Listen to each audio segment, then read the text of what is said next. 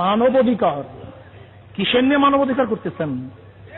আজকে যারা মানবাধিকারের নামে চিল্লাইতেছেন, প্যারোডো গাড়িতে চলতেছেন, মার্সিডিজ, যেখানে আজকে মার্সিডিজ গাড়িতে চলতেছেন, আপনি কি ঢাকার মধ্যে দেখেন না?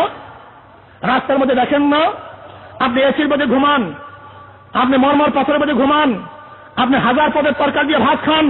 আর আজকে আমার গরিব দুঃখী মেহরে মানুষ এক গুষ্টি ভাতের জন্য, একটা মুঠো ভাতের জন্য কাক কুকুরের সাথে ডাস্টবিনে লড়াই করতেছে। আপনি সিঙ্গাপুর গিয়ে চিকিৎসা করেন, থাইল্যান্ড গিয়ে চিকিৎসা করেন, আমেরিকায় গিয়ে চিকিৎসা করেন, আর আজকে আমার গরিব মা বোনেরা ঢুকে ঢুকে একটা প্যারাসিটামল ট্যাবলেট কেনার অভাবে তারা মরতেছে। আর আজকে আপনার পোশাকের কোনো অভাব নাই, আর আমার গরিব দুঃখী মেহনত মানুষ তার বাচ্চাদের কিনে শীতের মধ্যে কাঁপতাছে। আজকে আপনি এত এসি বাড়ির মধ্যে থাকতেছেন, আর আমার গরিব দুঃখী মেহনত মানুষ রাত্রে খোলা আকাশের নিচে বৃষ্টির মধ্যে ভিজতেছে আর রোদের মধ্যে পড়তেছে। এই আপনাদের মানবাধিকার? এইটি নিয়ে চিল্লাইতেছেন? কাদের কাছে স্লোগান দেন? এর জন্য তো শেখ সাহেব বলেছিলেন 7 কোটি বাঙালি 7.5 কোটি কম্বল, আমার কম্বলটা কই? সেটাও চুরি হয়ে গেছে,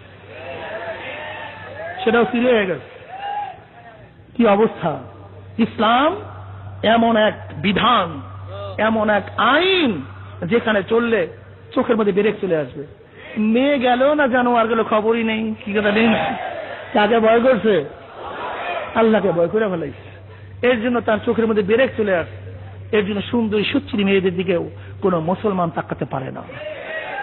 ইফতিজিং বন্ধ করতে চাও, আমাকে দেখাও তো যারা 5 ওয়াক্ত নামাজ জামাতের সাথে আদায় করে এরকম একজন ইফতিজিটার গোটা বাংলাদেশের মধ্যে পাওয়া যায় কিনা?